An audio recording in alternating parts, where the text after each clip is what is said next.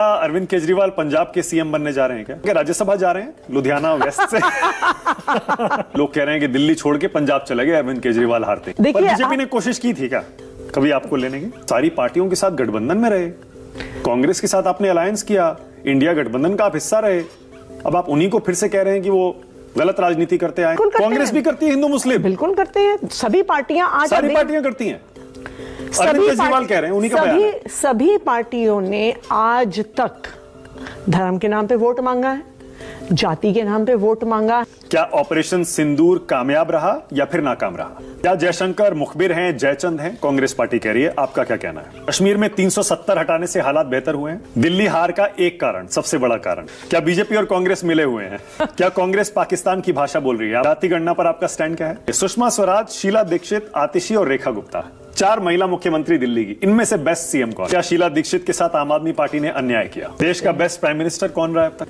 अमेरिकी राष्ट्रपति को 2 टूक बात करके आई थी इंदिरा गांधी, और कह के आई थी कि हम तुम्हारी बात नहीं मानने वाले हैं।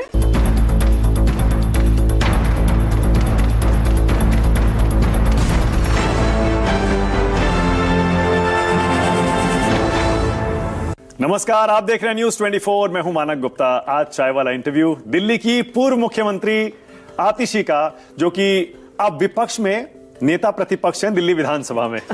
बहुत स्वागत आपका। बहुत बहुत धन्यवाद मानक। बहुत फ्रेश लग रही हैं आतिशी। अब चाय पी रहे हैं तो फ्रेश तो होंगे। तो दिल्ली की मुख्यमंत्री से दिल्ली की नेता विपक्ष, क्या अब आदत हो गई है? 3 महीने हो गए हैं। देखिए क्या है कि जब आप पॉलिटिक्स में होते हैं, जब आप एक लोकतंत्र में होते हैं, दिल्ली के लोग या देश के लोग आपको कोई जिम्मेदारी देते हैं। दिल्ली के लोगों ने एक बारी विधायक बनने की जिम्मेदारी दी, विधायक बनने के बाद मंत्री बनने की जिम्मेदारी मिली, मुख्यमंत्री बनने की जिम्मेदारी मिली। तो जो जिम्मेदारी मिली बखूबी हमने अपनी to the best of my capabilities मैंने निभाई। अब उन्हीं दिल्ली के लोगों ने विपक्ष में बैठने की और जो सरकार बनी है उसकी जवाबदेही इंश्योर करने की जिम्मेदारी इस बार दी है।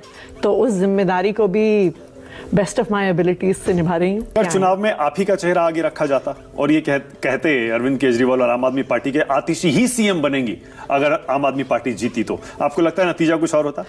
देखिए, मैं ये मानती हूँ कि चुनावी नतीजे जो होते हैं ना, वो जनता का जनादेश होता है। हाँ।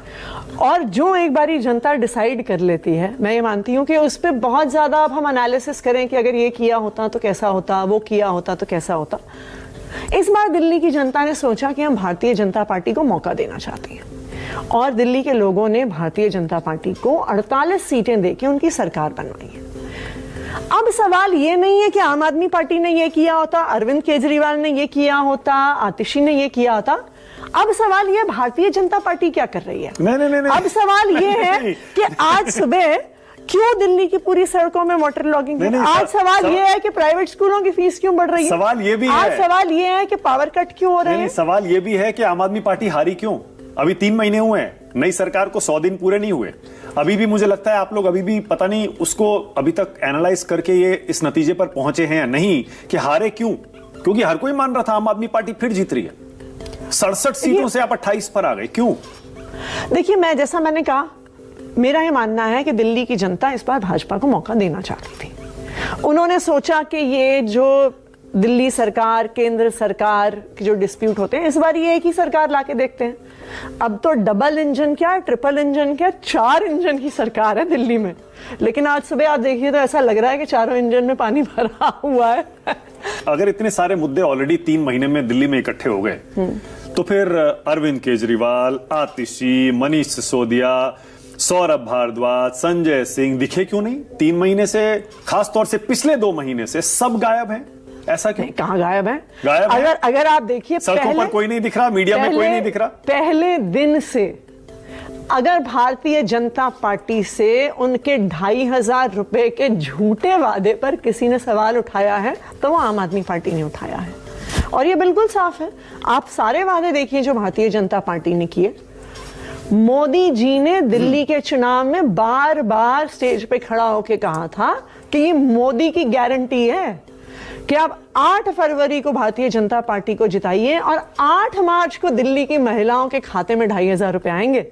मुझे तो ये भी याद है उन्होंने कहा था कि सब महिलाएं अपने बैंक के खाते को अपने मोबाइल फोन से लिंक कर लें, और 8 मार्च को उनके पास SMS आएगा कि उनके खाते में 2500 रुपए आ गए। तो कहाँ है वो 2500 रुपए? आज हम भी पूछ रहे हैं, दिल्ली की महिलाएं भी पूछ रही हैं कि 2500 रुपए कहाँ गए? क्या मोदी जी ने झूठ बोला? पर दिख क्यों नहीं रहे आप लोग? क्यों नहीं दिख रहे थे? अरविंद केजरीवाल अभी भी नहीं दिख रहे, आप तो फिर भी दिखी हैं थोड़ा बहुत। आप भी 2 महीने से नहीं दिख रही थी, क्यों? पहले आपने बताया, आप कहां थी बताइए 2 महीने से। हम बिल्कुल भारतीय जनता पार्टी की नाकामी पे सवाल लगातार उठाते रहे हैं।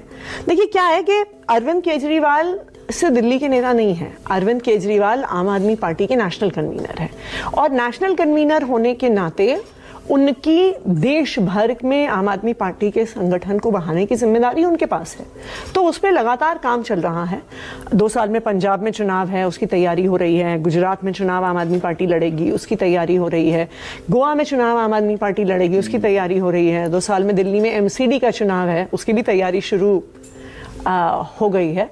तो नेशनल कन्वीनर होने के नाते उनकी जिम्मेदारी सिर्फ दिल्ली तक सीमित नहीं है, उनकी जिम्मेदारी पूरे देश में, पूरे देश के संगठन में। पंजाब में ज्यादा दिख रहे हैं, लोग कह रहे हैं कि दिल्ली छोड़ के पंजाब चले गए अरविंद केजरीवाल हारते। नहीं, पंजाब में भी वो अलग अलग जो आम आदमी पार्टी वहां पे संगठन का काम कर रही है, जो आम आदमी पार्टी वहां पे नशे के खिलाफ एक पब्लिक कैंपेन आम आदमी पार्टी ने चलाया हुआ है, उसमें बिल्कुल अरविंद केजरीवाल जी जुड़े हैं। अभी कुछ दिन पहले आम आदमी पार्टी का दिल्ली में स्टूडेंट्स विंग का लॉन्च हुआ है, ASAP।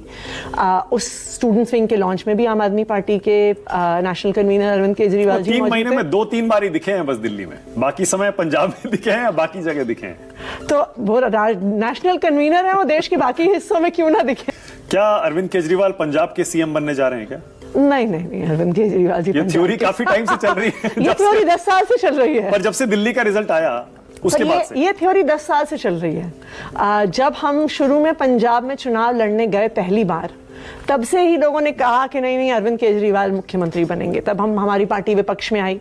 उसके बाद जब हमने फिर से चुनाव लड़ा, तब फिर से लोगों ने कहा कि नहीं अरविंद केजरीवाल जी मुख्यमंत्री कुछ बनेंगे। नहीं है ना इस ऐसा कुछ भी नहीं है, कुछ भी नहीं है। भगवंत मान जी पंजाब के मुख्यमंत्री हैं और बहुत लोकप्रिय मुख्यमंत्री। अरविंद केजरीवाल अगर CM नहीं बन रहे पंजाब में, तो क्या राज्यसभा जा रहे हैं लुधियाना वेस्ट से?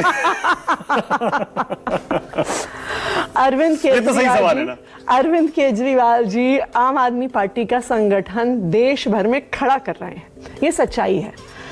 देखिए, आम आदमी पार्टी इस देश की, जैसे मैंने कहा, फास्टेस्ट ग्रोइंग नेशनल पार्टी है। अगर आप इस देश का इतिहास उठा के देखिए। पर राज्यसभा जाने में क्या दिक्कत है? राज्यसभा जा सकता है कोई भी नेता आराम से। नहीं, मैंने नहीं कहा संसद में जाए, विधानसभा में जाए, कहीं तो जाए। मैंने ये नहीं कहा कि आम आदमी के किसी को भी राज्यसभा जाने में दिक्कत है। लोग राज्यसभा जाते हैं, लोकसभा जाते हैं, विधानसभा जाते हैं, ये लोकतंत्र है। अरविंद केजरीवाल जी अभी राज्यसभा नहीं जा रहे हैं। अरविंद केजरीवाल जी आम आदमी पार्टी के राष्ट्रीय संगठन को मजबूत कर रहे हैं। तो जो लोग ये कह रहे हैं दिल्ली छोड़कर चले गए, हारते ही भाग गए, उनके लिए आप क्या कहेंगे? देखिए, मैं ये कहूंगी कि अरविंद केजरीवाल को पॉलिटिक्स में राइट ऑफ करना किसी भी पॉलिटिकल एनालिस्ट की सबसे बड़ी गलती होगी। पंजाब में लेकिन आपके लिए अग्नि परीक्षा होगी इस बार। मान लीजिए 2 स्टेट में आप पावर में थे, दिल्ली चला गया जो कि आपका स्ट्रॉन्ग होल्ड था, अब रह गया पंजाब। वहां भी बीजेपी और कांग्रेस पार्टी, दोनों अकाली दल भी मिलकर कह रहे हैं कि आपने सबसे बुनियादी वादा तो अपना पूरा किया नहीं, महिला के अकाउंट में पैसे डालने का। तो इस बार इलेक्शन में आप कैसे, क्या मुंह दिखाएंगे लोगों को? देखिए, एक तो मैं भारतीय जनता पार्टी को भी, कांग्रेस को भी, अकाली दल को भी ये याद कराना चाहूंगी कि पंजाब के लोगों ने 1 साल, 2 साल या 3 साल के लिए नहीं, 5 साल के लिए आम आदमी पार्टी को वोट दिया है। किसी भी सरकार को जो 5 साल के लिए वोट देते हैं, तो वहां के राज्य के लोगों को पता होता है कि कुछ वादे पहले साल में पूरे होते हैं, कुछ दूसरे में पूरे होते हैं, कुछ तीसरे में, कुछ चौथे में, कुछ आखिरी साल में। तो पंजाब के लोगों पर को आम आदमी पार्टी पर, भगवंत मान पर कब तक ये महिलाओं के अकाउंट में पैसे पंजाब में जो है, कब तक शुरू हो जाएंगे? आएंगे, चुनाव से पहले जरूर आएंगे। चुनाव से पहले बिल्कुल आएंगे। अब देखिए, फिर आप ये ज्यादती आप ये करती हैं, आप कहती हैं पंजाब में चुनाव से पहले कर देंगे, दिल्ली में आप 3 महीने में पूछने लगती हैं पैसे क्यों नहीं आए, पैसे क्यों नहीं आए। मैं बताती हूँ मैं क्यों पूछ रही हूँ। क्योंकि मोदी जी ने खड़े होकर कहा था कि 8 फरवरी को नतीजे आएंगे और 8 मार्च को दिल्ली की महिलाओं के खाते में पैसे आएंगे। उन्होंने ये नहीं कहा था कि 8 मार्च को हम एक कमेटी बनाएंगे जो इस पूरे मैटर को ठंडे बस्ते में डालेगी और फिर उसकी कोई बात नहीं होगी मोदी जी ने यह भी नहीं कहा था कि जब आम आदमी पार्टी पंजाब में देगी उसके बाद में दूंगा। पर दिल्ली मोदी जी ने एक ही चीज कही थी और बार बार कही थी कि ये मोदी की गारंटी है।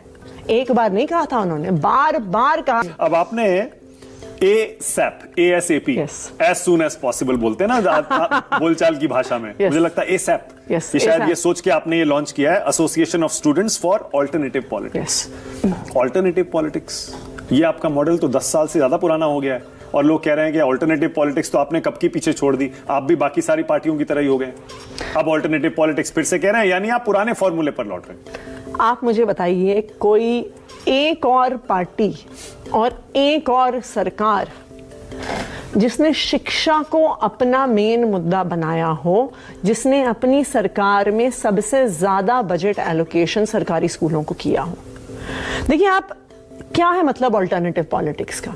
अल्टरनेटिव पॉलिटिक्स का मतलब है कि जिस तरह इस देश में राजनीति हो रही है हमें उसे बदलना है। मेन स्ट्रीम पॉलिटिक्स क्या है? मैं उसी पे आ रहा था। अरविंद केजरीवाल ने क्या कहा जब ये ASAP लॉन्च किया? उन्होंने कहा कि बीजेपी, कांग्रेस और अन्य दलों ने 70 साल सिर्फ हिंदू मुस्लिम की राजनीति की है, जिससे देश बर्बाद हुआ है। 70 साल बीजेपी, कांग्रेस और अन्य दलों ने। और आप उन सारी पार्टियों के साथ गठबंधन में रहे, कांग्रेस के साथ आपने अलायंस किया, इंडिया गठबंधन का आप हिस्सा रहे। अब आप उन्हीं को फिर से कह रहे हैं कि वो गलत राजनीति करते आए हैं, हिंदू मुस्लिम करते आए हैं। देखिए वो गलत राजनीति करते आए हैं, इस पर कोई दो राय नहीं है। आप मुझे बताइए, कांग्रेस तो 70 साल तक पावर में थी, बीजेपी तो अभी 10 साल से सरकार में है। क्यों दिल्ली देश के सरकारी स्कूलों का इतना बुरा हाल है? दिल्ली में वो 15 साल पावर में थे, क्यों सरकारी स्कूल इतने टूटे फूटे थे? 52% ग्रेजुएट बेरोजगार हैं। नहीं, हिंदू मुस्लिम करते हैं। और हिंदू मुस्लिम बिल्कुल करते हैं। कांग्रेस भी करती है, हिंदू मुस्लिम बिल्कुल करते हैं। सभी पार्टियां आज सारी पार्टियां करती हैं। अरविंद केजरीवाल कह रहे हैं, उन्हीं का बयान है। सभी पार्टियों ने आज तक धर्म के नाम पे वोट मांगा है, जाति के नाम पे वोट मांगा है, बाहुबल के आधार पर वोट मांगा। ये तो सच्चाई है हमारे देश की राजनीति। हम तो समझते थे कि सारी की सारी विपक्षी पार्टियां सिर्फ बीजेपी को सांप्रदायिक बताती थी अब तक। आपने तो सारी पार्टियों को बता दिया सांप्रदायिक। देखिए बीजेपी के साथ जो सबसे बड़ा खतरा है, जिसकी वजह से इंडिया अलायंस साथ आया, हमारे बहुत सारे पॉलिटिकल डिफरेंसेस होने के बावजूद भी हम अन्य पॉलिटिकल पार्टीज के साथ आए, क्योंकि बीजेपी से इस देश के संविधान को खतरा है। मतलब Samajwadi party, RJD, TMC, NCP, देखिए आप, ये सारे के सारे कम्युनल है। देखिए आप इस देश की, हम किसी भी चीज को जब असेस करते हैं तो हम उसके आउटपुट से असेस करते हैं, राइट? हम किसी भी कंपनी को देखें तो हम कहते हैं जी उस कंपनी का कितना प्रॉफिट हो रहा है, उससे हम डिसाइड करते हैं वो कंपनी सक्सेसफुल है कि वो कंपनी सक्सेसफुल नहीं है, राइट? तो हम देश की राजनीति को कैसे असेस करेंगे? हम देश की सरकारों को कैसे असेस करेंगे? उनके आउटकम से असेस करेंगे ना। तो आप मुझे किसी एक पार्टी की कोई सरकार दिखा दीजिए जहां हिंदू मुस्लिम ना हुआ हो, जहां बिल्कुल। आप देखिए ना, आप क्यों हम सरकार बनाते हैं? हम सरकार इसलिए बनाते हैं कि वो जनता के लिए काम कर सके। आज के दिन में यही ऑल्टरनेटिव पॉलिटिक्स है। आप मुझे कोई एक सरकार दिखा दीजिए जिसने सरकारी स्कूलों को प्राइवेट स्कूलों से बेहतर करके दिखा दिया। सारी पार्टियां करप्ट हैं। आज देखिए, मैं सारे पार्टी करप्ट हैं। मैं बस जैसे आरोप पहले लगाते थे 2013-14 के टाइम पे, बिल्कुल वही आरोप ऐसा लग रहा है फिर से आप लगाने लगे। मानक जी, मैं तो ये कह रही हूं, अब आउटपुट देखिए। हाँ, पर कांग्रेस करप्ट है ना? कि ये तो आपका पुराना आरोप था, बीच में आपने थोड़ा अपना टोन नीचे किया, लेकिन अब फिर से लेकिन आपने ये सब कांग्रेस के खिलाफ भी बोलना शुरू किया है। कांग्रेस भी करप्ट है ना? देखिए उसके प्रमाण तो यही, नेशनल हेराल्ड इतना बड़ा जो चल रहा है केस, प्रमाण देखिए। मैं तो दूसरी बात भी कहूंगी। हाँ। मेरे लिए ये बहुत अचंभे की बात होती है कि कांग्रेस के कोई नेता जेल क्यों नहीं जाते हैं। ये क्या, आपको लगता है मैंने अभी आपसे सवाल पूछा था ना कि अजय माखन केस फाइल करते हैं और एलजी साहब उस पर इन्वेस्टिगेशन कर देते हैं, तो मैंने आपसे कहा था ये रिश्ता क्या कहलाता है। तो सवाल तो ये भी उठता है कि आज के नेशनल हेराल्ड केस में आम आदमी पार्टी के नेताओं के अरेस्ट की झड़ी लग गई और मनीष सिसोदिया अरेस्ट हुए, अरविंद केजरीवाल अरेस्ट हुए, संजय सिंह अरेस्ट हुए, हमारे पार्टी के विजय नायर अरेस्ट हुए, विभव कुमार अरेस्ट हुए। आम आदमी पार्टी के नेता सांस लेते हैं, उनको जेल डाल दिया जाता है, बेल नहीं मिलती है। बार बार एजेंसीज आके कहती हैं कि हम बेल नहीं देंगे। कांग्रेस के कोई नेता अरेस्ट क्यों नहीं होते? नेशनल हेराल्ड केस में कोई अरेस्ट क्यों नहीं हुआ आज तक? अभी रिसेंटली, वो स्कैम है या नहीं है नेशनल हेराल्ड? आपका असेसमेंट क्या है? अभी मैं तो आपको बता रही हूं कि एक्साइज पॉलिसी में भी कोई स्कैम नहीं है, लेकिन फिर भी अरविंद केजरीवाल 6 महीने जेल में रहे। संजय सिंह 6 महीने जेल में रहे, मनीष सिसोदिया जी 17 महीने जेल में रहे, विजय नायर 2 साल जेल में रहे, 1 रुपया भी मिला क्या? नहीं मिला। कांग्रेस पार्टी के कोई नेता जेल नहीं जाता। नेशनल हेराल्ड स्कैम है या नहीं है? देखिए उस पे ये तो एक बार ही जब इन्वेस्टिगेशन पूरा होगा, ट्रायल होगा, तो मैं मानती हूँ कि इस पर कुछ कहना कोर्ट जो कहेगा तभी सही रहेगा। मतलब ट्रायल से पहले किसी को भी इनोसेंट या गिल्टी कहना बड़ा मुश्किल है। लेकिन आप दूसरा देखिए, अभी मैं रिसेंटली ये भी पढ़ रही थी कि कॉमनवेल्थ गेम्स की केस की फाइल उसमें तो सब छूट गए, सब छूट गए, वो तो कोर्ट से छूट गए। उसके बाद अभी देखिए एजेंसी पर डिपेंड करता है ना, एजेंसी कोर्ट के सामने क्या रखती है। आप मुझे, अब छगन भुजबल जी के मेरे अगले सवाल, आप मुझे मेरे अगले सवाल पर अगर छगन भुजबल जी के केस के कागज गुम सकते हैं और सीबीआई के किसी ऑफिस में आग लग सकती है, इनकम टैक्स डिपार्टमेंट के किसी ऑफिस में आग लग सकती है, तो कागज कैसे रहेंगे? आप मुझे मेरे अगले सवाल पर ले आए। इनफैक्ट एक दूसरा वो जो डीएलएफ वाला भी केस था हरियाणा में, जो जिसमें हुड्डा जी वाला, रॉबर्ट वाड्रा वाला, वो भी केस बंद हो गया। तो नहीं, बंद नहीं हुआ अभी, वो अच्छा, केस बंद नहीं है। तो इस पर भी ये सब सवाल तो है ही कि ये रिश्ता क्या कहलाता है कांग्रेस का और बीजेपी का। आपने कॉमनवेल्थ स्कैम मुझे याद दिला दिया, मैं उसी पे आने वाला था। कॉमनवेल्थ तो आपने कितना जोर शोर से उठाया था, शीला जी को आपने कितना कटघरे में खड़ा किया था, अब सारे छूट गए ना। तो एक तरह से ये संदेश तो आपके लिए भी है कि आपने गलत आरोप लगाए थे। देखिए कॉमनवेल्थ गेम्स के स्कैम में या कॉमनवेल्थ गेम्स जो हुई, ये बिल्कुल जग जाहिर है कि जब एक एक टोटी 50-50 हजार की खरीदी जा रही है, ऐसे ही था उसका, एक टॉयलेट पेपर का रोल 5,000 रुपए का खरीदा गया है कॉमनवेल्थ गेम्स के लिए। तो देखिए ये इसमें आपको, मुझको या कुछ बहुत ही प्रीमियर इन्वेस्टिगेशन एजेंसीज की जरूरत देखने की वो नहीं है। ये बिल्कुल open and shut case, open and ये तो बिल्कुल टू द नेकेड आई दिख रहा है कि भाई इसमें कुछ तो कैसे गए फिर बताइए कोर्ट से सारे के सारे। मैंने तो कहा ये तो कुछ खास प्यार मोहब्बत है। आपको लग रहा है बीजेपी ने जानबूझकर कॉमनवेल्थ गेम्स के घोटाला करने वालों को छुड़वा दिया? अब ये सवाल तो बनता है, ये ऐसा कैसे है कि आम आदमी पार्टी के नेता बिना किसी प्रूफ के, बिना मैटर ट्रायल तक जाते भी लंबे लंबे समय तक जेल में रहते हैं, उनकी बेल को इतना स्ट्रांगली अपोज किया जाता है। ऐसा कैसे है कि कांग्रेस का कोई भी नेता अरेस्ट नहीं होता? ये सवाल तो है, आपको भी पूछना चाहिए ये सवाल। ये पूछते हैं हम तो, बिल्कुल पूछते हैं। आप ऑल्टरनेटिव पॉलिटिक्स पर लौट रहे हैं क्योंकि अब दिल्ली में हारने के बाद ऑल्टरनेटिव पॉलिटिक्स को हमने कभी छोड़ा नहीं। अब देखिए फिर हमने ऑल्टरनेटिव पॉलिटिक्स को, देखिए क्या है कि कुछ ऑल्टरनेटिव पॉलिटिक्स होगी जब आप सत्ता के बाहर हैं, पर आप भटक गए थे। नहीं, बिल्कुल नहीं। ऑल्टरनेटिव पॉलिटिक्स का एक स्वरूप होगा जब आप सरकार के अंदर है। मैं तो आपको कह रही हूँ ऑल्टरनेटिव पॉलिटिक्स का कोई मकसद होता है। ऑल्टरनेटिव पॉलिटिक्स का यह मकसद है कि ऑल्टरनेटिव पॉलिटिक्स के माध्यम से ऐसी सरकार बने जो जनता के हित में काम करे। फिर हम तो ये समझते थे ऑल्टरनेटिव पॉलिटिक्स का मतलब आपने जो समझाया था, ना कि अपने दोस्तों के हित में काम करे। आपने जो मतलब समझाया था ऑल्टरनेटिव पॉलिटिक्स का, उसमें ये था बंगला, गाड़ी, सिक्योरिटी वगैरह नहीं लेंगे, आम आदमी की तरह रहेंगे, ये था। फिर देखिए शीश महल। हमने ऑल्टरनेटिव पॉलिटिक्स का जो मतलब पहले दिन से कहा था कि आम आदमी राजनीति में आएगा और आम आदमी के लिए सरकार चलेगी, और आम आदमी पार्टी ने बिल्कुल यही किया। आम आदमी राजनीति में आया, मैं तो खुद उसका उदाहरण हूं। मैं तो एक बहुत सामान्य मिडिल क्लास परिवार से आती हूं। मैं एक सामान्य मिडिल क्लास परिवार से आते हुए, नए मुख्यमंत्री रेखा गुप्ता शीश महल को संग्रहालय बनाने जा रही हैं, म्यूजियम, सबको दिखाएंगे कि देखिए ये है इनके डबल स्टैंडर्ड, आए थे वैकल्पिक राजनीति देने और कैसे ये सबसे ज्यादा उसका भोग करने वाले बन गए। मैं एक और भी सुझाव दूंगी, मैं उनको ये भी सुझाव दूंगी जो प्रधानमंत्री जी का राजमहल है ना, उसको एक दिन के लिए खोल दें। एक दिन के लिए आप जो मुख्यमंत्री आवास था उसको आप चाहे परमानेंट खोल दें, बहुत अच्छी बात है, जाने दीजिए सबको अंदर, हम तो स्वागत करते हैं। एक बारी सब लोग अंदर चले जाएंगे तो सारा भारतीय जनता पार्टी का झूठ पूरे दुनिया के सामने आ जाएगा। पता तो चले कहाँ है ये सोने के टॉयलेट, पर लोगों ने तो बिलीव कर लिया। पता तो चले कहाँ है, तो इसलिए अच्छा है ना, बनाइए म्यूजियम, देखे दुनिया के भारतीय जनता पार्टी ने जैसे झूठ बोला कि 2,500 रुपए देंगे, जैसे भारतीय जनता पार्टी ने झूठ बोला 24 घंटे बिजली देंगे, वैसे ही भारतीय जनता पार्टी ने मुख्यमंत्री आवास के बारे में झूठ बोला। लेकिन आप बनाइए उसे म्यूजियम।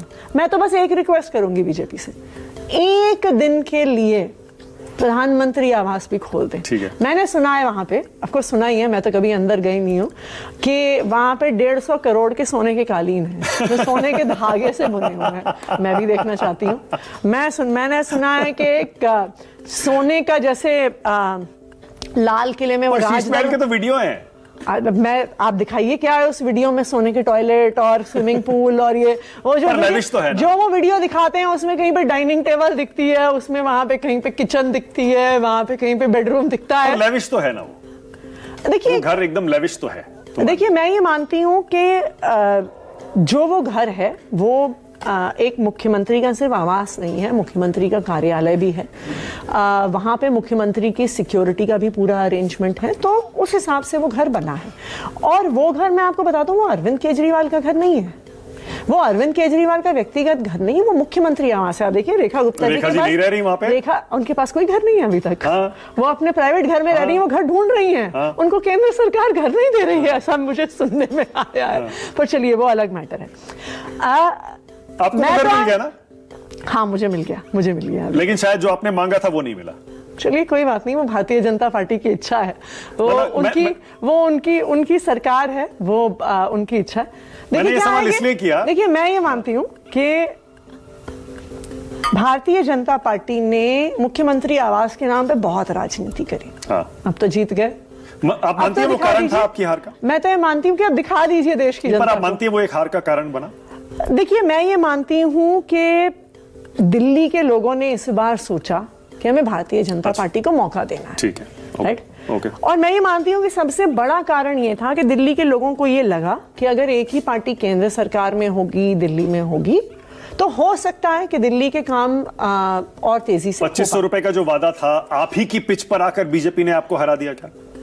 अब देखिए बीजेपी ने हमें हरा दिया ये तो क्लियर है, ये भारतीय जनता पार्टी की सरकार बन गई ये भी क्लियर है। आप ही के फॉर्मूले से हरा दिया, आप ही की पिच पर आकर हरा दिया। लेकिन अब हमारे फॉर्मूले पे आगे भी तो बढ़े, कुछ करके भी तो दिखाएं।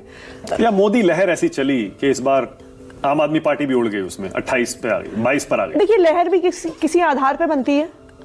लहर भी कोई जब अगर जाकर कोई वोट डालता है तो यही सोच के डालता है ना कि भाई इस पार्टी को, आम आदमी पार्टी को वोट देने से, भाजपा को वोट देने से, कांग्रेस को वोट देने से, सपा को वोट देने से, टीएमसी को वोट देने से, अलग अलग राज्यों में लोग यही तो सोचते हैं ना कि भाई यहाँ पर वोट डालने से मेरे इलाके में विकास होगा, मेरे एरिया में काम बेहतर होगा। नहीं, पूरे देश में देखिए ना, मोदी जी तो चुनाव पर चुनाव जीत रहे हैं। लोकसभा में सीटें कम हुई, 240 मान लिया चलिए, लेकिन उसके बाद तो जितने असेंबली इलेक्शन लड़े हैं सब जीत रहे हैं। झारखंड छोड़ दीजिए और जम्मू कश्मीर छोड़ दीजिए, तो मैं तो यही हरियाणा, महाराष्ट्र, दिल्ली। मैं तो यही आग्रह करूंगी मोदी जी से, फिर कुछ काम भी करके दिखा दें। सवाल रेखा गुप्ता पर आपने हाल में एक निजी हमला भी किया। आपने कहा कि उनके पति जो हैं वो मीटिंग्स ले रहे हैं और ये गलत है, ऐसा क्यों? देखिए वो एक निजी हमला नहीं है, मैंने उनके बारे में कुछ व्यक्तिगत टिप्पणी रेखा जी के बारे में नहीं करी। और मैं ये मानती हूँ कि राजनीति में व्यक्तिगत टिप्पणियां वैसे भी नहीं करनी चाहिए। लेकिन ये फैक्ट है कि एक तस्वीर सामने आई थी और उस तस्वीर में 25-30 सरकारी अफसर बैठे हुए थे और उस मीटिंग और वहाँ पे उन अफसरों के साथ रेखा गुप्ता जी के पति बैठे हुए थे। तो ये सवाल तो है ही। देखिए इस देश में महिलाओं को लोकतंत्र में कुछ अधिकार मिले हैं। लोगों ने मुझे वोट दिया है, लोगों ने मेरे परिवार वालों को वोट नहीं दिया। शालीमार बाग के लोगों ने रेखा गुप्ता जी को वोट दिया है, उनके परिवार को वोट नहीं दिया। तो केजरीवाल जी की कुर्सी पर सुनीता जी बैठी हुई थी, बीजेपी ये कह रही है जवाब में। वो कभी भी मुख्यमंत्री की कुर्सी पर नहीं बैठी हैं। अरविंद केजरीवाल जी मुख्यमंत्री थे, अरविंद केजरीवाल जी के बाद मैं मुख्यमंत्री थी। सुनीता केजरीवाल जी ने कैंपेन किया आम आदमी पार्टी के लिए, वो हमारी स्टार कैंपेनर रही। सुनीता केजरीवाल जी ने आज तक दिल्ली सरकार के किसी भी काम में कभी दखल नहीं दिया। आप बताइए आपके रिश्ते कैसे हैं रेखा जी से अभी तक 3 महीने में? हाँ, मेरे रिश्ते रेखा जी से बहुत मुलाकात हुई है? बिल्कुल बिल्कुल, रेखा जी से मुलाकात हुई है। और मैं ये मानती हूँ कि कैसी रही मुलाकात? देखिए किसी भी व्यक्ति से हमें कोई व्यक्तिगत दिक्कत नहीं है। तो ये सवाल तो आपको तो खुश होना चाहिए, महिला सीएम बनी है। नहीं, मैं इस बात पे खुश हूँ। खुश है ना? मैं इस बात पे खुश हूँ कि एक महिला सीएम बनी है। और मैं ये भी मानती हूँ कि रेखा जी एक सेल्फ मेड पॉलिटिशियन है। वो खुद एक किसी पॉलिटिकल फैमिली से नहीं आती हैं। वो डूसू की एक नेता हुआ करती थी। अपनी डूसू की राजनीति से वो काउंसलर बनी, 2 बारी विधायक का चुनाव लड़ी। मैं ये भी जानती हूँ कि चुनाव हारना आसान नहीं होता। मैंने भी लोकसभा का चुनाव लड़ा था, चुनाव हारी। वो कई बार शायद 1-2 बार काउंसलर का चुनाव हारी, 2 बारी तो विधायक का चुनाव हारी। तो उनमें परसिवेरेंस है जो वो आज यहाँ तक पहुंची हैं।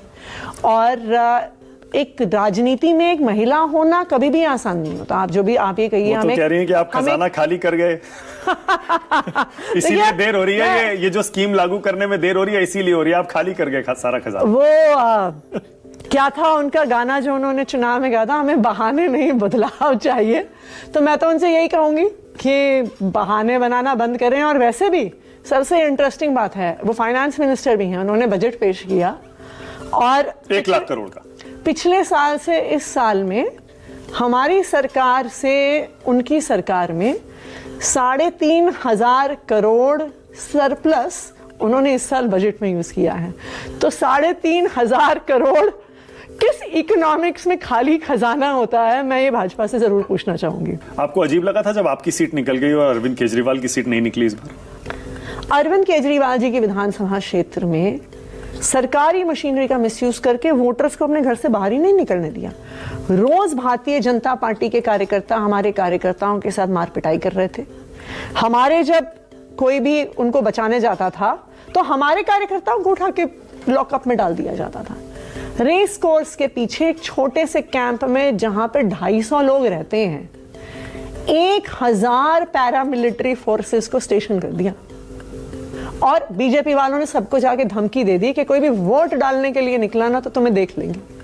अब आप बताइए, एक झुग्गी में रहने वाला एक गरीब व्यक्ति 1000 लोगों की पैरामिलिट्री फोर्स देखकर कैसे वोट डालने? विदुड़ी जी तो आपके अगेंस्ट कोर्ट चले गए शिकायत लेके, आपने बेईमानी की है। जैसी उनकी श्रद्धा है। कोर्ट चले गए हो तो बेईमानी आपने की है बोल रहे हैं। देखिए, मैं ये मानती हूं कि जब आपने मुझसे पूछा कि आप क्यों हारे, मैंने ये नहीं कहा कि बीजेपी ने बेईमानी करी, मैंने ये नहीं कहा कि उन्होंने पैसे बांटे, मिसयूज किया। मैं ये मानती हूं कि लोकतंत्र में, एक डेमोक्रेसी में जनता का जनादेश सबसे बड़ी चीज है। और मुझे अच्छा लगा ये सुनकर कि आपने ईवीएम का जिक्र एक बार भी नहीं किया। यकीन करिए आप। देखिए, तो मुझे भी अच्छा लगा और शायद दिल्ली वालों को भी और पूरे देश में भी संदेश ये गया कि आपने अपनी हार को ग्रेसफुली एक्सेप्ट किया। नहीं, तो मैं ये मानती हूँ, देखिए, चुनाव में जनता का जनादेश सबसे बड़ी चीज है। अब रैपिड फायर राउंड, जो कि मशहूर भी है और बदनाम भी है। चलिए शुरू करते हैं। आतिशी, रैपिड फायर राउंड। पहला सवाल, क्या ऑपरेशन सिंदूर कामयाब रहा या फिर नाकाम रहा? सेना कामयाब रही, सरकार नाकामयाब रही। पाकिस्तान में आतंकी अड्डे तबाह हुए या नहीं हुए? हुए, बिल्कुल हुए, और सेना के लिए हैट्स ऑफ टू देम। ठीक है। भारत पाकिस्तान में जो युद्ध हुआ 4 दिन का, कौन जीता, भारत या पाकिस्तान? भारत की सेना जीती, लेकिन हमारी सरकार हमारी सेना के साथ खड़ी नहीं रही। ओके। युद्ध ये किसने रुकवाया? सीज फायर जो हुआ वो किसने करवाया आपके हिसाब से? राष्ट्रपति, अमेरिका के राष्ट्रपति तो सोशल मीडिया पे हर जगह जाके कह रहे हैं कि मैंने रुकवाया। तो ट्रंप को इतना गंभीरता से क्यों लेते हैं आप? हम लेते हैं। हाँ? हम गंभीरता से लेते हैं। हमारे देश के प्रधानमंत्री के बेस्ट फ्रेंड हैं वो। क्या कहते हैं, हाउडी ट्रंप, हाउडी मोदी। और उन्होंने मुझे गले लगाया, उन्होंने मेरी कुर्सी आगे की, उन्होंने मेरी कुर्सी पीछे की। ये हम नहीं कहते। दूसरी बात, सबसे पहले सीज फायर को अनाउंस करने वाले डोनाल्ड ट्रंप थे। इस बात से कोई भी पीछे नहीं हट। क्या जयशंकर मुखबिर हैं, जयचंद हैं, कांग्रेस पार्टी कह रही है, आपका क्या कहना है? फेलियर है। क्या पहलगाम हमले का बदला पूरा हो गया? जब तक पहलगाम में हमला करने वाले या भारत के हवाले नहीं होते हैं या कोई सबूत नहीं मिलता है कि वो मारे गए हैं, तब तक बदला पूरा नहीं हुआ। ठीक है। क्या प्रधानमंत्री सिंदूर के सौदागर हैं, कांग्रेस पार्टी कह रही है? अगर हम अमेरिका के राष्ट्रपति की बात माने तो ऐसा लगता है कि प्रधानमंत्री जी के लिए अमेरिका का व्यापार इस देश की बेटियों के सिंदूर से ज्यादा महत्वपूर्ण है, ज्यादा कीमती है। ऑपरेशन सिंदूर से कुछ हासिल भी हुआ? बहुत सारे लोग कह रहे हैं क्या मिला क्या हमें? आपके हिसाब से हासिल हुआ या नहीं हुआ? ऑब्जेक्टिव पूरा हुआ या नहीं हुआ? 2 महत्वपूर्ण चीजें हासिल हुई। सबसे पहले भारतीय सेना ने पाकिस्तान को और पूरी दुनिया को दिखा दिया कि अपर हैंड हमारा है। चाहे आप एयर स्ट्राइक्स की बात करिए, चाहे हमारे डिफेंस सिस्टम की बात करिए, चाहे हमारी नेवी की बात करिए, चाहे आप हमारी आर्मी की बात करिए। दूसरी महत्वपूर्ण चीज कि किसी भी आतंकी हमले को हम सिर्फ एक आतंकी हमला नहीं मानेंगे, क्योंकि पाकिस्तान में टेररिज्म स्टेट स्पॉन्सर्ड है। आपने देखा कि किस तरह से उस आतंकवादी के जनाजे पर पूरी पाकिस्तानी की मिलिट्री पहुंची हुई थी। तो ये दोनों चीजें बहुत जरूरी हैं और इसमें हम पूरी तरह के साथ सेना के साथ भी थे, सरकार के साथ भी थे, सीज फायर पे नहीं थे। ठीक है। कश्मीर में 370 हटाने से हालात बेहतर हुए हैं? देखिए, कश्मीर में आपने सपोर्ट किया था ना 370 हटाने का? कश्मीर में हालात बेहतर हुए हैं। कश्मीर में इकोनॉमिक ग्रोथ से हालात बेहतर हुए हैं। कश्मीर में टूरिज्म जो बढ़ रहा था उससे हालात बेहतर हुए हैं। और मैं ये मानती हूं कि ये जो हमला हुआ कश्मीर पर, इन बेहतर हालातों को और खराब करने के लिए हुआ। दिल्ली हार का एक कारण, सबसे बड़ा कारण, दिल्ली के लोगों ने सोचा कि इस बार बीजेपी को मौका देंगे कि अगर ट्रिपल इंजन 4 इंजन की सरकार बनेगी तो दिल्ली के लोगों को लगा कि शायद दिल्ली के काम बेहतर हो पाए। ओके। रेखा गुप्ता को 10 में से कितने नंबर देती हैं? मैं भाजपा सरकार को 10 में से 2 नंबर दूंगी। 1, 2। 10 में से 2। ऑलराइट। क्या बीजेपी और कांग्रेस मिले हुए हैं? 100%। क्या कांग्रेस पाकिस्तान की भाषा बोल रही है? आपकी प्रवक्ता हाल में कह रहे थे, बहुत सारे नेताओं के बयान आए थे कांग्रेस की तरफ से पहलगाम हमले के बाद और ऑपरेशन सिंदूर के बाद।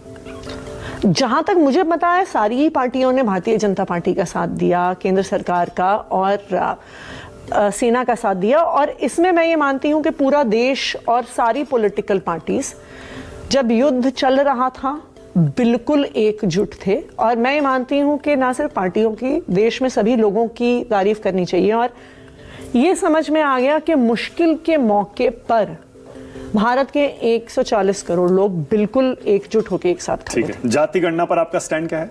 सपोर्ट करते हैं? हम सपोर्ट करते हैं। ओके। बिहार का इलेक्शन कौन जीतने वाला है?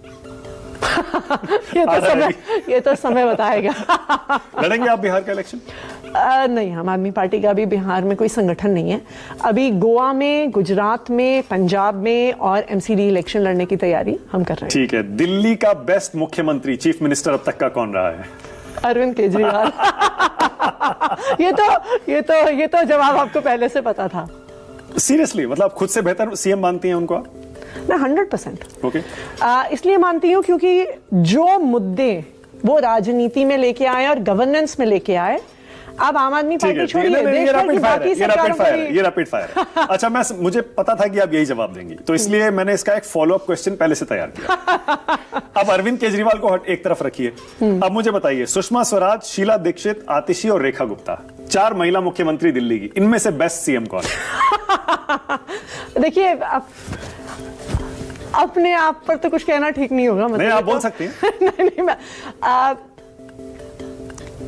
मैं पर्सनली सुषमा स्वराज की फैन हूं, हालांकि वो दिल्ली में मुख्यमंत्री बहुत कम समय के लिए रही, बट एज अ पॉलिटिशियन मैं सुषमा स्वराज की बिल्कुल फैन रही हूँ। वो बिल्कुल एक दबंग नेता थी और वो जिस दो टूक तरीके से अपनी बात रखती थी, कभी पीछे नहीं हटती थी। और दूसरा, even when she was minister for external affairs, जिस तरीके से एक एक भारतीय को परेशानी से निकालने का जो उन्होंने काम किया, I was always a big fan of that. और क्या शीला दीक्षित के साथ आम आदमी पार्टी ने अन्याय किया? तमाम आरोप लगाए, उनकी सत्ता चली गई, वो जाते जाते भी ये दर्द लेके गई हैं कि मेरे साथ गलत हुआ, और देखिए कॉमनवेल्थ गेम्स घोटाले में सब छूट गए। देखिए, कांग्रेस की सरकार ने दिल्ली में सरकारी स्कूल तबाह किए, सरकारी अस्पताल तबाह किए, महंगी बिजली दी, इस पर कोई दो राय नहीं है। तो कांग्रेस की सरकार हारी 15 साल के बाद क्योंकि उन्होंने डिलीवर नहीं किया था। तो मैं ये मानती हूं कि देखिए, इस राजनीति में तो हार जीत at the end of the day जनता डिसाइड करती है। एंड दिल्ली के लोगों ने एक समय कांग्रेस के बाद हमें चुना, हमारे बाद बीजेपी को चुना। तो जो डिलीवर करेगा, जो जनता को संतुष्ट करेगा, उसके आधार पर लोग। देश का बेस्ट प्राइम मिनिस्टर कौन रहा है अब तक का? देश का बेस्ट प्राइम मिनिस्टर, आपका फेवरेट अब तक का कोई भी हो सकता है? This is a tough question.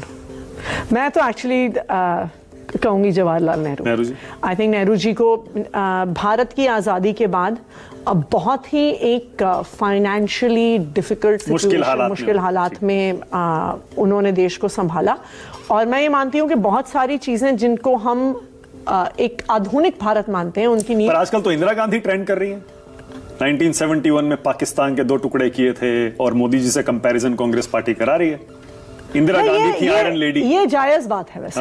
ये जायज है, मतलब there is no doubt about the fact कि आप अगर आज के भारत और 1971 के भारत को देखिए, अमेरिकी राष्ट्रपति को 2 टूक बात करके आई थी इंदिरा गांधी और कह के आई थी कि हम तुम्हारी बात नहीं मानने वाले हैं देश में। लेकिन आप देखिए आज डोनाल्ड ट्रंप अनाउंस कर रहे हैं। ठीक है, देश में कोई और चीफ मिनिस्टर जो आपको पसंद हो दिल्ली के बाहर? मुझे लगता है कि स्टालिन जो है डीएमके के, उन्होंने अच्छा काम किया है। मैं मानती हूँ कि ममता बनर्जी बहुत दबंग है। बेस्ट स्पीकर कौन है इंडियन पॉलिटिक्स में? ऐसा कोई भाषण देने वाला जो आपको खुद सुनने में मजा आता हो? अब अगर आप हमारी पार्टी की बात करिए, मुझे लगता है अरविंद केजरीवाल बहुत अच्छा भाषण देते हैं। अरविंद केजरीवाल बहुत कॉम्प्लेक्स चीजों को बहुत सिंपल भाषा में, आम आदमी की भाषा, आम आदमी मोदी जी भी इतना अच्छा बोलते हैं, अमित शाह इतना अच्छा बोलते हैं, संजय सिंह बहुत अच्छा बोलते हैं। अरविंद जी का जब मैंने इंटरव्यू किया उन्होंने भी संजय सिंह का नाम लिया था। महुआ मोइत्रा भी बहुत अच्छा बोलती हैं। महुआ मोइत्रा भी पार्लियामेंट में बहुत सारे मुद्दों पे बहुत अच्छा बोलती हैं। आपने सोचा है कभी पार्लियामेंट जाने के बारे में? मतलब चुनाव तो लड़ा है आपने, लेकिन अब मुख्यमंत्री बनने के बाद अब एलओपी दिल्ली में, अभी भी सोचा है या दिल्ली की विधानसभा में ही रहना है? देखिए वो तो समय के साथ देखेंगे। अभी तो बिल्कुल दिल्ली की विधानसभा में हूँ। दिल्ली के लोगों ने जो जिम्मेदारी दी है। देश का सबसे ईमानदार नेता कौन है? देश का सबसे कट्टर ईमानदार आप समझ रहे? मुझे पता है अरविंद केजरीवाल बोलेंगे। आम आदमी पार्टी के नेता, ना सिर्फ अरविंद केजरीवाल पर मैं कहूंगी आम आदमी पार्टी के जो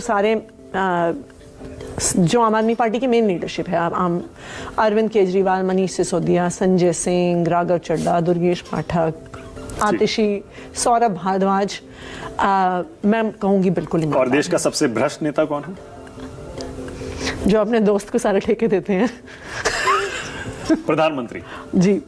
भ्रष्ट कहाँ? उसमें भ्रष्ट कैसे? मतलब भ्रष्टाचार का कोई केस नहीं है, इस तरह का कोई आरोप नहीं है। वो तो कहते हैं कि 10 साल में खाऊंगा ना खाने दूंगा, आज तक कोई आरोप नहीं है बोलते हैं। देखिए ये बहुत आसान है ना, जब आप पे भ्रष्टाचार का आरोप कैसे लगेगा? जो आयुष्मान भारत में घोटाले की रिपोर्ट आती है तो आप ऑडिटर को ट्रांसफर कर देते हैं। जब द्वारका एक्सप्रेस वे पे 250 गुना खर्चे की रिपोर्ट आती है तो जिस सीएजी ऑडिटर ने वो रिपोर्ट लिखी है उसको शायद बेचारे को सिक्किम या त्रिपुरा कहीं भेज दिया। जब मतलब अगर इंडिया अलायंस की सरकार आई तब केस खुलेंगे? आप 100% खुलेंगे। आप मुझे ये बताइए ऐसा कैसे है कि हर जगह एक ही कंपनी को एयरपोर्ट भी मिलता है, पोर्ट भी मिलता है, पेट्रोल भी मिलता है, गैस भी मिलती है, सब कुछ एक ही खास आदमी को मिलता है? ऐसा कैसे हो गया? अब तक का सबसे लोकप्रिय नेता कौन है देश का? नहीं, मैं मानूंगी कि मोदी जी लोकप्रिय तो हैं। मोदी जी लोकप्रिय हैं, लेकिन उन्होंने अपनी लोकप्रियता का और उनको जो जनादेश मिला है देश के लोगों के लिए उसका इस्तेमाल नहीं किया। देश का सबसे मेहनती नेता कौन है? देखिए मेहनत सारे नेता करते हैं। चाहे ये तो शायद बात मुझे पॉलिटिक्स में आने के बाद समझ में आई है कि नेताओं को, चाहे वो किसी भी पार्टी के हों, दिन में 24 घंटे और साल में 365 दिन काम करना पड़ता है और पब्लिक के हमेशा बीच में रहना पड़ता है। तो नेता सारे मेहनती होते हैं, ऐसा मेरी राय है। ओके, अब मैं कुछ नाम लूंगा, जो पहला शब्द आपके जहन में आता है आपको वो बताना है। रेडी? कई तो पास भी होंगे। Okay, alright. Sofiya Qureshi, colonel Sofiya Qureshi. Bharat की शान।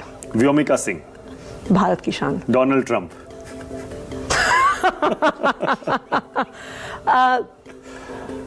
भारत के मुद्दों से, भारत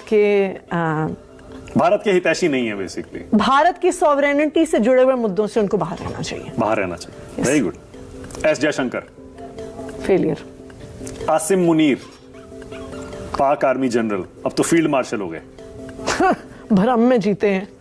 भारतीय सेना ने उनकी धज्जियां उड़ा दी और हर जगह जाके कह रहे हैं कि जी हम जीत गए। ये तो जग जाहिर है, उनके लिए भी यही कहा जाए। मतलब भ्रम में जी रहे हैं, ये तो बिल्कुल साफ है। नरेंद्र मोदी।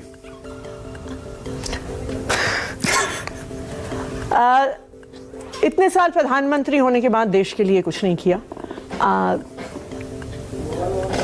देश में गरीबी हो, बेरोजगारी हो, वो आज चरम पर है और मोदी जी जिम्मेदार हैं। अमित शाह। अमित शाह अगर वो राजनीति से ज्यादा देश के जो उनके पास जिम्मा है गृह मंत्री होने का, उस पर ध्यान दें तो मैं मानती हूँ देश की स्थिति अलग। राहुल गांधी।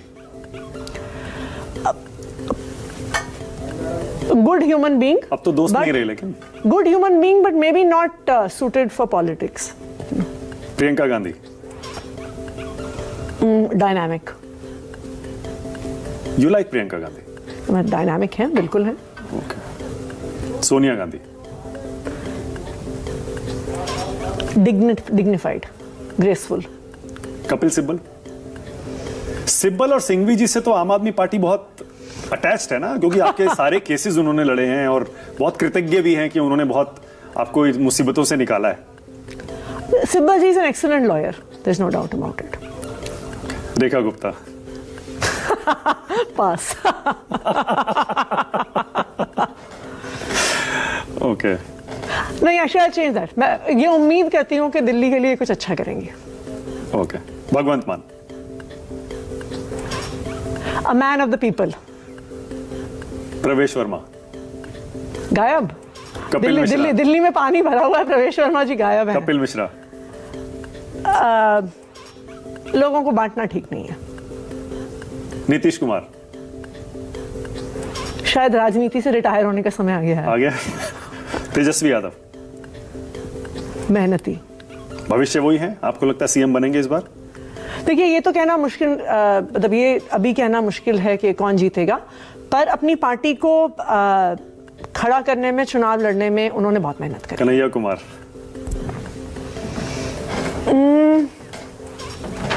कन्हैया कुमार यंग है, एनर्जेटिक है। अभी डिफिकल्ट टू से कि कितना, मतलब। ओके। अरविंद केजरीवाल। निडर। आतिशी।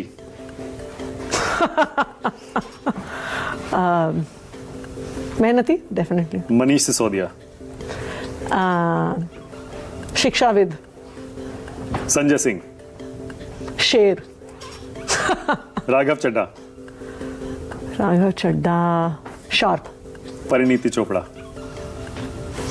वेल, मुलाकात हुई है? मुलाकात तो हुई है, पर मैं बहुत फिल्म इंडस्ट्री से बहुत कुछ मैं जानती नहीं हूँ उसके बारे में, तो राघव की वाइफ इतना ही जानती हूँ मैं, frankly. Saurabh Bharadwaj. Very sharp and लोग बड़े कहते थे कि आपके बीच रेस चलती थी जब सीएम अनाउंस होना था। और नहीं, सौरभ भारद्वाज बहुत शानदार व्यक्ति है और मुझे लगता है कि अच्छी दोस्ती है आपकी। अच्छी दोस्ती है।